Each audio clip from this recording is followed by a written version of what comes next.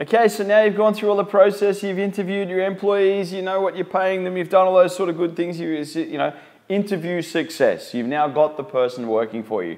Now that they've arrived, you need to think about what I'm going to do with them. And what that really starts to come down to is an induction process.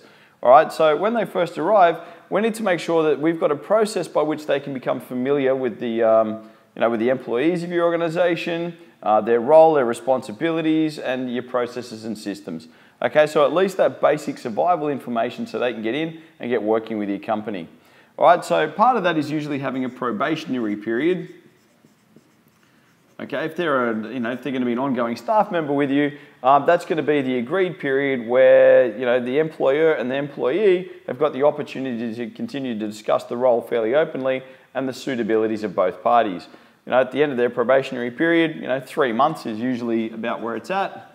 Okay, that gives you time to evaluate them, that gives them time to evaluate you, and during that phase, look, if it doesn't work out, then everyone's still friends. Okay, so that's what you're really trying to do there. You're trying to assess their suitability for the longer term, and once again, they're trying to make sure that what you said it was is what's come through.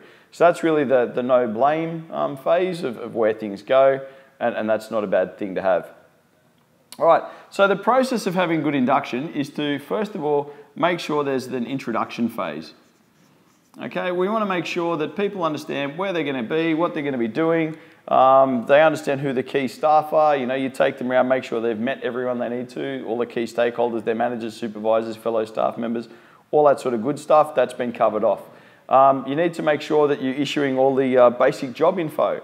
Get their telephone number, make sure they've got the telephone numbers of everyone else they're going to be working with, maybe a telephone list. Okay, so their information's put out there. They've got everyone else's information. Any procedure manuals, any workplace health and safety equipment, okay, their payment details, when they're going to get paid, what bank account you're going to pay into, all that sort of basic information that they need to know from day one. Also, handy stuff like where's the best place to get something to eat? Where's the bathroom? What time am I supposed to go to lunch? What time do I leave? What time do I turn up? Okay, what's the process for turning up? All that key information has to be put across.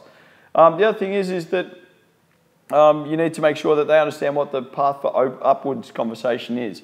Are they able to go directly to you? Do they need to go through a different supervisor? Who do they need to talk to if they've got a problem? And what's the method for raising things through the organisation so that they can make sure they've got everything they need so that they can be safe, secure and happy. Now look, the benefits of having that there is that it's going to reduce time spent in starting a new employee. If you've got a good induction process, and it's a process, what you're starting to look at there is that you can just roll it out all the time. Okay, you know what needs to happen, you know the order it needs to happen in, what they need to hear, what they need to say. You've got a process, you just execute it every time you get a new person. That's going to allow for higher employee retention. They're going to know what's going on. They're more likely to come back Monday. When it's not done well, you can get people come in, they don't know what's going on, they don't know who they answer to, and they just disappear. All right, they thought the job was going to be cool, they've come with a lot of excitement, and then they don't get treated well, they just go. All right, it starts to reduce stress for them, they know what's going on, people love to know what's going on, they don't like surprises as much as they tell you they do, so if they've got a process and it's all laid out in front of them, they can follow the bouncing ball. Okay, and it makes sure that the process is standardized when it comes in. So that's really the benefit. Okay, so that they've got a standardized way of doing things, they know what to expect, everyone else knows what to expect, no one has any surprises there. The responsible people in this case, okay, who's responsible for all this? Well, there's a bunch of different people that are going to be involved. And it's going to be the owner or manager of the business, they're definitely involved because they've got to set this up and say how they want it to go. But they also have to make sure that they bring in the workplace health and safety rep or whoever's looking after the safety of the staff to make sure that on the, in your induction process or the probationary process, whatever, when you're doing that initial brief, that all the safety considerations are being put out there. They know how to, where the fire exits are, have you communicated where to go in an emergency, who to contact in an emergency, all that sort of gear. You need to also involve the mentors and coaches the person's going to be reporting to. And if you've also got a trade union, etc., always a good idea to include them in it as well, just to make sure that you've got proper consultation and that everyone's involved in it and knows what's going on. Right, so pretty much it can be half your business can be involved, not necessarily in carrying out the entire thing, but at least involved in the planning so they know what and where and how. Okay, and you can do it formally, so you can have a formal process. which is pretty good for large organizations with heaps of employees, or if there's a whole batch of them coming through. You can do it a bit informally. Okay, it can be a bit more relaxed if the sort of business warrants it, okay, where, you know, it's a smaller place, we don't have heaps of numbers, we don't have heaps of stuff going on. It needs to be job specific. Okay, so what we're trying to talk about is, well, what is the job? So we have an induction for this person or induction for that, or you can actually make it task specific. So if you're bringing a contractor or someone who's just there to do a very specific job, you give them the orientation around just the specifics of that. You know, they probably don't need to know about how the whole organization works. You might be able to be a little bit detailed, and you can actually just do it on the job as well. So on the job training, that's probably the least effective, where you're trying to do it on the fly and catch them up, because by that stage they're already, you know, sort of stuck on a million other things.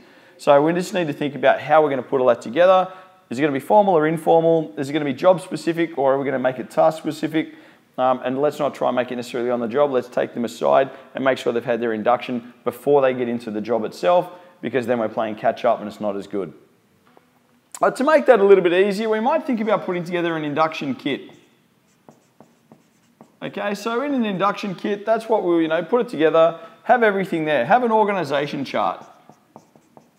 Okay, in the induction kit, an organizational chart shows them who's where, shows them how the organization's put together, shows them all the different departments, makes it really clear. Otherwise they go, wait, who's in charge of what and who's that, you know, and they're, you know, filtering around. It doesn't have to be the most complicated org chart, but just some sort of organization chart so they know who's who in the bigger picture, and basically that allows them to know where they fit.